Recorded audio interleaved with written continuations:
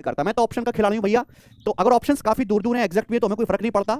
अभी 17 और 13 का सक्सेसिव क्या होता है? एक्स प्लस वाई बटे 100 यानी कि 30, और 17 गुणा 13 221 बटे 100 2.21, यानी कि आ गया 32.21%। आप बोलोगे हाँ जी सर बिल्कुल सही, कोई प्रॉब्लम नहीं है। फिर 32.21 और 20 का सक्सेसिव निकालो, कितना आएगा भाई? एक्स प्लस वाई बटे 100 52.21, फिर इन दोनों की गुणा, तो 640 मेरे दोस्तों, और ये आपका 42 हो जाएगा। ठीक है भाई, और दशमलव करेंगे तो दशमलव आएगा मेरे प्यारे भाई यहाँ पर।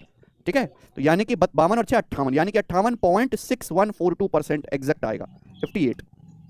समझ में आया? आप बोलोगे हाँ जी सर बिल्कुल सही, कोई प्रॉब्लम नहीं है, देख लेना मेरे दोस्तों। ठीक है, पर ये करने की जरूरत नहीं थी, ऑप्शन से जल्दी हो जाएगा, बच्चा लेवल को इजी टू मॉडरेट बता रहा है। ठीक है ना, मैं ऊपर से सवाल करते हुए लाऊंगा नीचे की तरफ जी। सवाल एक आया है, साइन ए प्लस बी बराबर 1। साइन ए प्लस बी बराबर आपको दिया है 1। ठीक है बच्चों, और कॉस ए माइनस बी आपको दिया है 1/2। कॉस ए माइनस बी आपको दिया है 1/2। तो आपसे पूछा है ए की वैल्यू क्या होगी जी, ये सवाल आपसे पूछा है ए की वैल्यू क्या होगी। आप जानते हैं कि अगर साइन ए प्लस बी 1 है तो यानी कि एंगल का सम कितना होगा? 90 डिग्री होगा। साइन 90 डिग्री 1 होता है। अगर cos A minus be half है तो हर कोई जानता है कि ए माइनस बी कितना होगा, तो आप कहेंगे सर 60 डिग्री होगा। 60 डिग्री, कॉस 60 डिग्री 1/2 होता है। ए का मान बड़ा एंगल पूछा है, इन दोनों को जोड़ के आधा कर देंगे, तो 90 प्लस 60 150, 150 का आधा, ये 75 डिग्री आ जाएगा सवाल का आंसर। ये भी आसान सवाल था। ठीक है भाई, सवाल नंबर 3 आपसे पूछा है कि कॉस ए बराबर √3/2 है।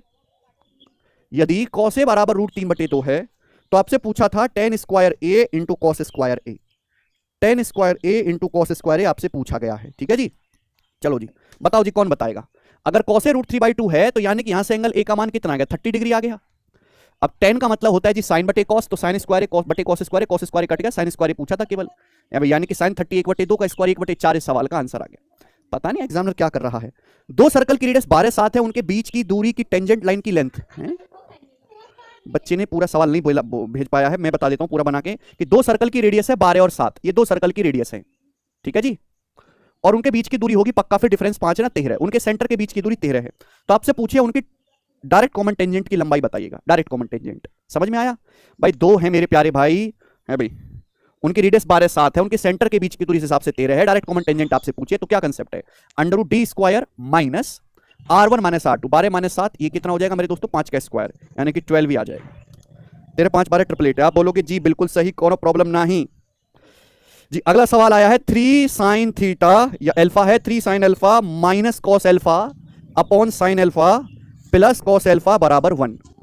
ठीक है भैया, यदि ऐसा है तो क्या है? तो कॉट अल्फा पूछा है, कॉट अल्फा की वैल्यू बताइए। चुपचाप करेंगे बिना कोई टाइम वेस्ट किए हुए, तो आप जानते क्रॉस मल्टीप्लाई दे मारेंगे, तो साइन अल्फा उधर, तो 3 में से 3 sin अल्फा में sin अल्फा घटाएंगे 2 sin अल्फा बराबर, भाई साहब ये कॉस अल्फा है, माइनस कॉस अल्फा उधर जाएगा तो 2 cos अल्फा हो जाएगा, 2 से 2 कट गया, साइन बटे कॉस tan अल्फा 1, तो कॉट अल्फा 1, अल्फा 45 डिग्री।